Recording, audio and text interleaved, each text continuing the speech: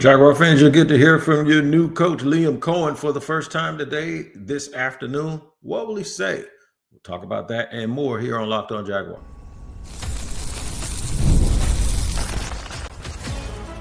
You are Locked On Jaguars, your daily Jacksonville Jaguars podcast. Part of the Locked On Podcast Network, your team every day. I'm Tony Wiggins, the host of the Locked On Jaguars podcast, where it is your team every day. We thank you for making us your first listen. Also letting you know that wherever you get your podcasts, whether you watch them or listen to them, make sure you tap into that location each and every day to ensure that you do not miss an episode. We do not want you to do that. And Super Bowl 59 is here, and there's no better way to make every play more exciting than with FanDuel Sportsbook. New customers can bet just $5. And if you win, you'll score $200 in bonus bets. Download the app or head to FanDuel.com to get started. Shout out to the Everydayers for joining us. And if you're new here, welcome. I hope you enjoy the show and have a good time. This is what we're going to do. We're going to end this journey by talking about the journey that will begin for the Jaguars' future after today's press conference. What will the staff look like? That's a lot of questions I've been getting over the weekend have been about the staff, and you'd be surprised what I say. You ain't gonna believe it. And what will Liam Cohen say? That's where we're going to start today. It doesn't matter what Liam Cohen says today, because whatever he says, we're all bought in, and that's the way it's supposed to be. So I'm gonna warn you right now. You're gonna be gassed up today, like no other. You're gonna feel today after you hear Liam Cohen talk. You're gonna feel like the Jaguars are going to the Super Bowl. Of course, we know they can't do that because, well, they're not playing again until next year, but you guys will be ready to run through a brick wall after you hear him speak. And it's not just because I know that he's some riveting speaker, even though everything I've heard has sounded really, really good. But I know y'all. I know Jaguar fans. And you're going to get it real, real excited about today. And I'm not telling you to be cautious. Don't.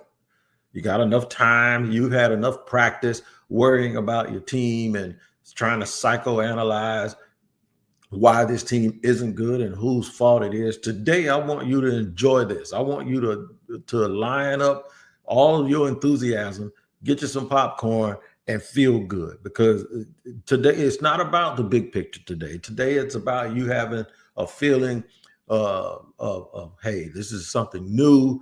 We're going to finally get this right. Enjoy today. Do not, and I'm telling you, do not get to the point where you can't even enjoy the slightest of moments. I had to mute somebody yesterday, and it is only because I think when I went back and read it, we had a little bit of a misunderstanding. And that is, I was just watching these championship games yesterday, and I was hoping that the Jaguars, I said, man, I can't wait till we start moving people. The one day, I can't wait till the day the Jaguars offensive line can do that. So a guy goes wishful thinking. And I think what he was saying was, I'm with you, after I reevaluated it and looked back at who it was. But the emotions can sometimes lead us to do and say different stuff to people. And that's what I don't want y'all to do today. I want everybody to, I was really trying to put positivity on it. And I think that person was too. But I don't know if that dude knew, but wishful thinking is you're thinking about something that is unlikely to happen. And that's the baggage that I want y'all to move away from. Trust me, if things don't go well, or we're going to sit right here on this podcast and we're going to do Liam just like we have done everybody else who have done and said things and sounded good at press conferences and it did not work, right? That's what we do. But from the beginning, I'm going to give them a chance. I'm going to give Shad Khan a chance. I'm going to give whoever the GM is a chance. I'm going to give the organization a chance. I always do that. And I think that's fair. It's not fair for me as a media member to encourage you guys to continue to be pessimistic. And if you want to, that's fine, because you've earned the right to do that. I'm going to err on the side of positivity, though. And I'm going to say, okay, what you got? Show me. Because I'm all open, just like everybody else, man. I want the Jaguars to be well. I want them to do well. And I don't want to cloud what I see with either baggage from the past or being overly optimistic and just just buying anything, but they haven't done anything yet. They haven't done anything for me to criticize. They haven't done anything for me to scrutinize. So therefore, I won't do it. And so I went on that whole little thing to just try to set you guys up for embrace, understand, and then as we start to move forward, that's when we can say, okay, now this is going to be brick by brick by brick, and try to be optimistic. I'll explain things, even things that I don't agree with. I'll explain them from the standpoint of, okay, this is why they're doing it, and this is another alternative. Ultimately, though, you can't really you can't dispute something until you actually see whether it works or it doesn't work, or if it's headed in that direction. And I think we ought to give Coach Cohen that type of grace. So I want you to enjoy it. I want you to be optimistic, but I want you to know it's like a new baby being born, right? Everybody's happy, but y'all know when you leave that hospital, that's when the real work starts. That's when the sleepless nights, and that's when that nurse ain't there to help you. So if you're a first-time parent, and it seems like that's what the Jaguars are always practicing, to be a first-time parent, you got to learn how to do this thing. You got to do it the right way, and it's going to be a day-by-day deal. So that's where I'm at. I want us to be happy. I want us to celebrate the new beginning. Jaguar fans, you got what you want. You didn't get it the way you thought you were going to get it. You didn't get a clean break from the very beginning. It took Shad a couple of weeks to realize it, and a whole bunch of people screaming and fans getting angry and guys turning down and rejecting jobs and this, that, and the third. It took a minute, but you're here. Everyone wanted a fresh start. Well, most people did. Brodog didn't, but everybody wanted a fresh start. That's what you got. From this moment forward, Shad is listening to someone else. Whether it's the right person or not, at least it ain't the same person. Shad Khan is listening to someone else. Shad Khan has given the keys and the gear shift and the clutch to somebody else that has a new vision. It's an offensive-minded coach who is known for offensive design and known for getting the best out of his players. Now, what comes with that? Are there going to be some stark realizations as we move forward with some of the talent on the team? Is there a new GM that's going to come here and maybe move on from some players that we don't think are the real problem? Yeah, all of that. What will the staff look like? We're going to discuss all of that, man. And I'll hit you with some staff news. We don't know who the GM is, but we have a pretty good idea of where they're looking and some of the things that they're thinking about. So we'll talk all about that. Liam Cohen at 3:00 this afternoon will speak to the media, and I am gassed up for it and ready to see if he's going to make me run through a brick wall. Put on a helmet just in case you have to do that, though. And we'll discuss more here in segment 2 on Locked On Jaguars.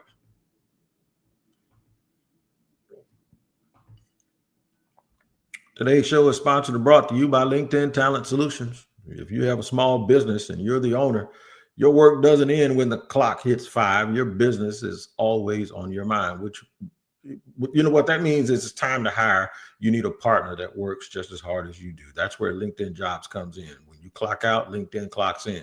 Nothing like having good people that work for you. I'm going to tell you, LinkedIn makes it easy to post your job for free, share it with your network, and get qualified candidates all in one place.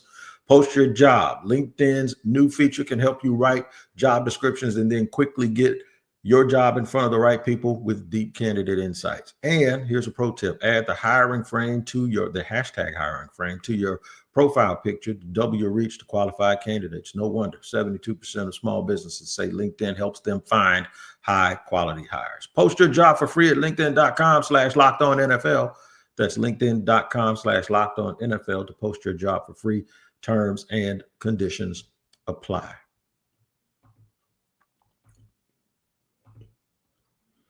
All right, rolling along here, Locked On NFL, Locked On Jaguars. I'm not taking it out either because y'all know I got multiple jobs, though. It is Locked On NFL, but it's Locked On Jaguars on the Locked On Podcast Network, talking about Liam Cohen making his introductory, being introduced today and having an introductory press conference down at the stadium. We're talking about him, and a lot of people are talking about staff. I had so many people giving me staff wish list. And That's all fun, right? I used to do it. I used to do that kind of stuff just to kind of give myself an idea. But I always tried to do it by making connections between coaches and guys that they came up with or they have run through from the past, or if I can find anything where I know that guys have a sort of a relationship. And the reason why is because when the building a staff, relationships are important. Not more important than the ultimate goal of winning, but a guy has to know and trust, especially with Liam going to be on one side of the ball. He has to know and trust that the guy on the other side has like-minded vision, that they are in alignment. Alignment doesn't just mean the quarterback and the coach or the coach and the GM. It also goes to the entire staff. I want them to have good teachers too, not just guys that know X's and O's and that can rah people, but guys that can really, really teach understanding. When you watch football being played at a high level, like you did this past weekend, for the most part, you see high IQ teams. You see players coaching each other, communicating. The only way you get to that point is not about the fact that, well, I've been playing football my whole life. No, this is a whole different level. So I want the teachers. I want that aspect. So when it comes to who do I want them or what do I want the staff to look like, I honestly, if I got any integrity in my job, I can't tell you that. And the reason why I can't tell you that is because I don't know who he's comfortable with. He being Liam Cohen. I don't know who he's had relationships with. I don't know, for the most part, what he finds difficult. And a lot of coaches do this when they get head coaching jobs. Who was the guy that gave me the most trouble? What was difficult for me? And like, for instance, Doug Peterson. Doug Peterson wanted Mike Caldwell because of that Todd Bowles type defense. That's how he wanted to play. And there have been other people that wanted to play like, quote unquote, the Baltimore Ravens. So they bring in Joe Cullen, right? And then I think they made a decision last year that they wanted Ryan Nielsen because of how he played a certain way. I know Doug mentioned the year before where they had played Atlanta. So all of those things matter, right? So for me to sit here and give you a wish list of coaching staff, I mean, that's ridiculous. It's almost like I'm just doing it just to play. And I used to do stuff like that, but I get paid to do this now. So I can't for good reasons. You guys understand.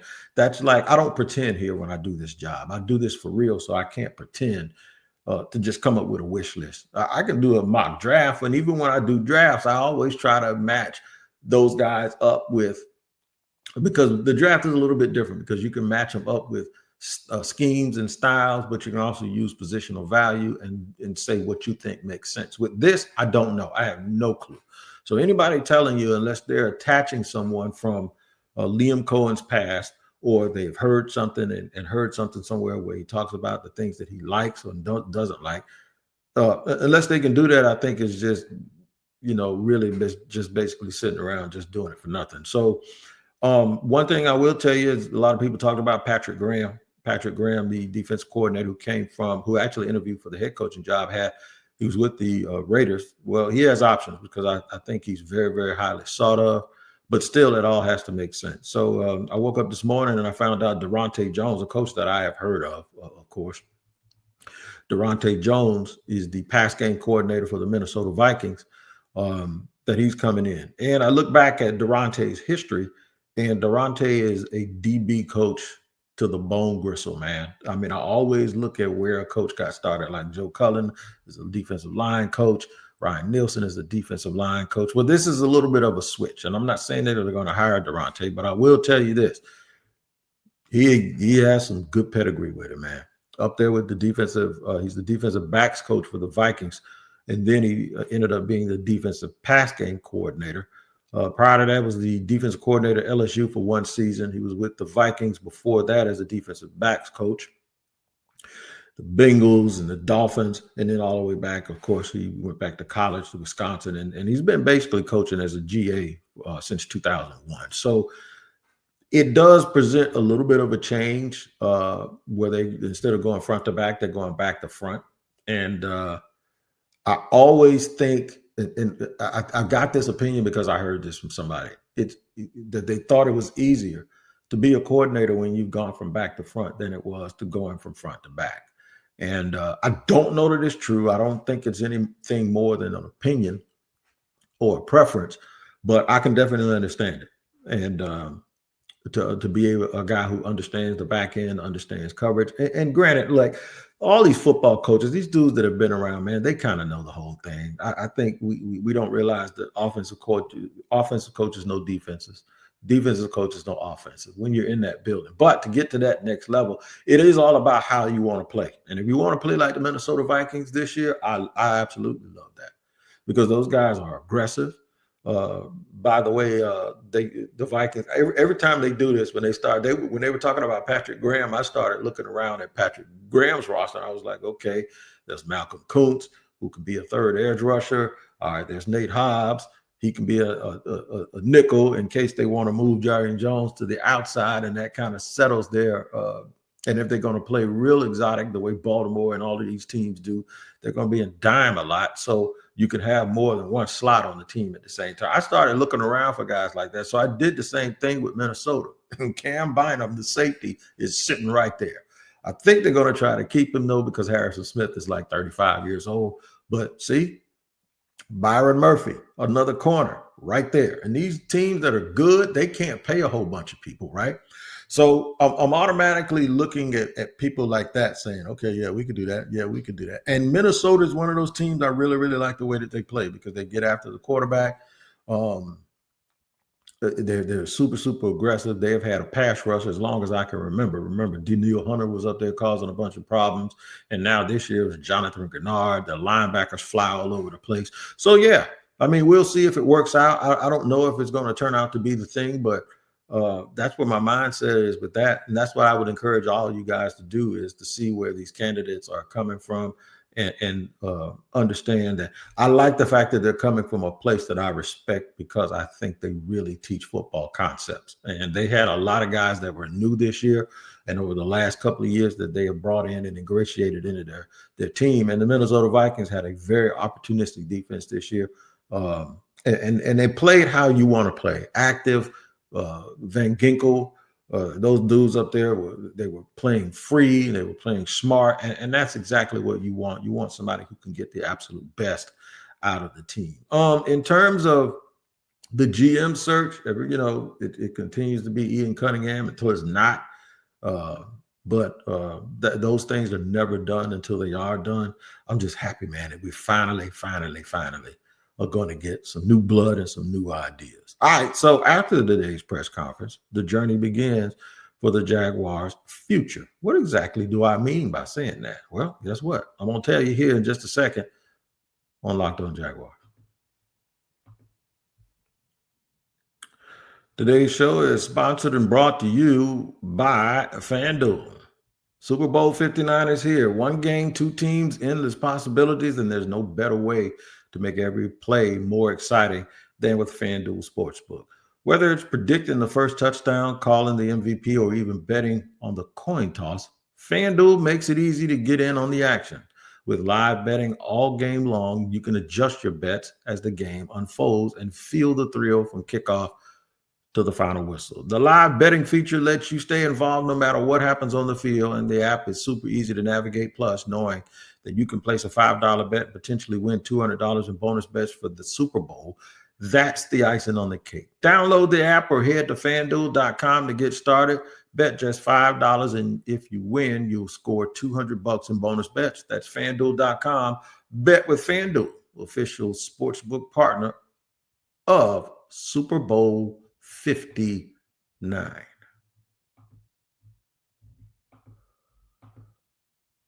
All right, third and final segment here on Locked On Jaguars, where it is your team every day, talking about what will Liam Cohen say. What Liam Cohen say today, whatever he says, y'all going to be happy with it, trust me. All right.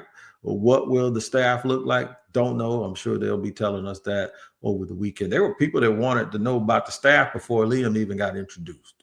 I'm like, man, y'all better slow down a little bit. Just vibe, man. Just vibe. All right. The journey begins for the Jaguars' future. I know I told you to enjoy it today, and you should. But then after that, that's when the hard work starts. The hard work starts. I'm sure the staff will be heavily represented at Mobile for the Senior Bowl this weekend. Next week, this week, starting tomorrow. I'll be there. That's right. I'll be doing my shows from the Senior Bowl starting on Wednesday. So make sure you tap that. I'll be there Tuesday, but of course I won't do Tuesday show. I'll be driving most of the day. So you'll get a Locked On Jaguars episode tomorrow as I preview some of the things that I'm going to do for the Super Bowl and talk about some of the things that Liam Cohen said today. But the journey will begin, man. It's going to start with free agency. It's going to start with them making a choice and making decisions about guys that are on the roster. Of course, that's after the GM gets named. That's another thing.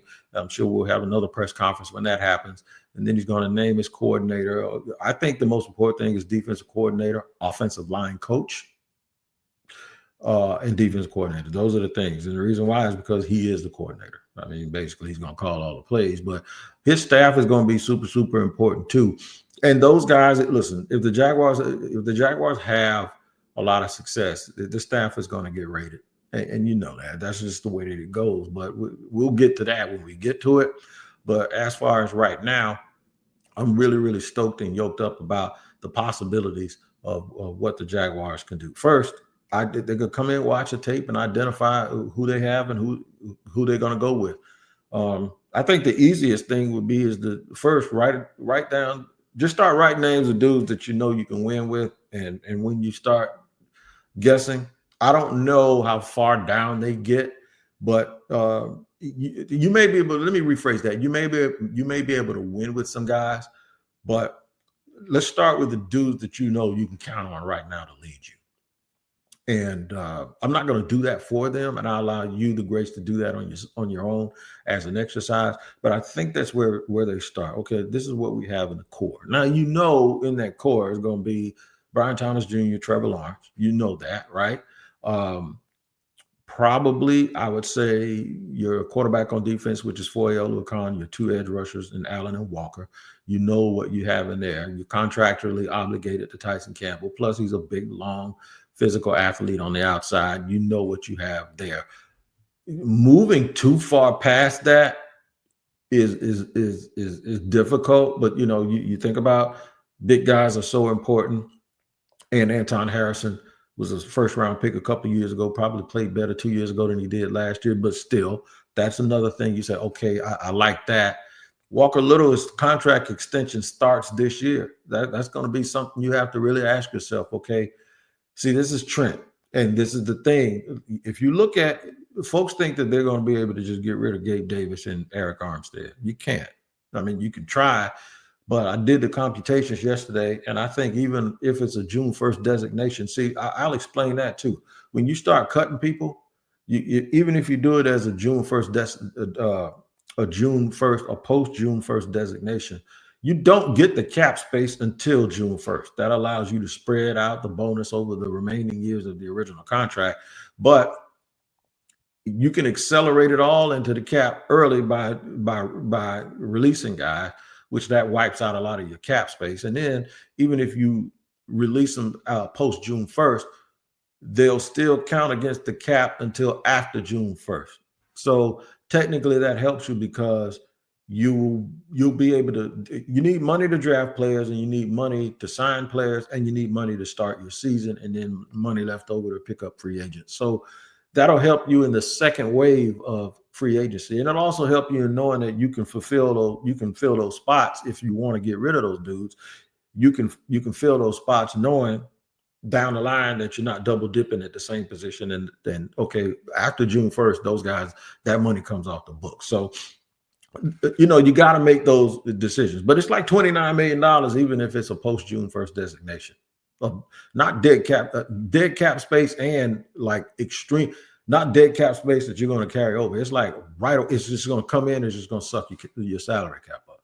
You're going to have some cap savings with a lot of players that you try to do that with, but those aren't two. There's no way around it. You're not going to save any money by cutting those dudes. In fact, it's just going to hurt you. It's going to cost you salary cap money, and you're not going to be getting anything for it, and they're going to be playing for somebody else. It's because of the bonus money you gave them. And this is the thing, man, about these decisions that will haunt and linger in this organization for a long time. They're still paying dead cap money for Roy Robinson Harris. This is money they already gave him that has to count against the cap moving forward. So while we give Trent all of this credit, It's fine if those players were either still here or they were effective, and they weren't. Everybody saw the game yesterday. Buffalo got rid of Gabe Davis and picked up Mac Hollins, and he's better. So this is what they do, and this is why these bad decisions, which I'm not going to carry baggage over, but these are the things that they're going to have to work around. So don't be surprised if you start seeing them look at free agents that aren't the obvious ones. They're not obligated to fix the mess that they got into. They're obligated to come into this situation and say, this is the question. Let's just say you got a house that's halfway built and you hire a different contractor. He can look around and see what is salvageable, but do you really want him to salvage what you bought? If you can afford it, which the Jaguars can. It might hurt a little bit, but if you can afford it, don't you just want him to knock it down and start completely over, or do you want him to try to fix somebody else's mess? And this is the thing. I don't think he's going to be obligated. There's some people he is obligated to, but I'm telling you, man, watch out for anybody that has a year left on their deal that you don't think the Jaguars are going to re-sign, that has some value, like Travis Etienne. These are the people you got to watch out for. Watch out for the fact that, hey, maybe we go ahead and move on. Watch out for Christian Kirk. Watch out for Evan Ingram. I'm telling you, watch out for the Devin Lloyds of the world. When you start over, man, sometimes you don't just get rid of all bad players. Sometimes you let go some people that are pretty good also. All right, we'll check it out today and let you know what Liam talks about and we'll give you our opinion on that. Also, a little bit more on the coaching searches. We'll do that tomorrow. And then I'll do a little bit of preview for the Senior Bowl as well. Let you know what I'm looking for when I get there. Where the draft is thick. Where is it thick? By the way, another point that I have to bring up with folks is the most important thing does not have to be the thing that they fix first. It can be the thing that they prioritize, but it may not come. It's like, don't fix anything else until you fix that. That is not the way this works. So y'all, please get that out of your mind and don't start doing that. All right, man. We'll take care and making sure you get all of the information from today's later on today, the press conference. Until then, you guys take care. We'll see you next time here on Locked On Jaguars.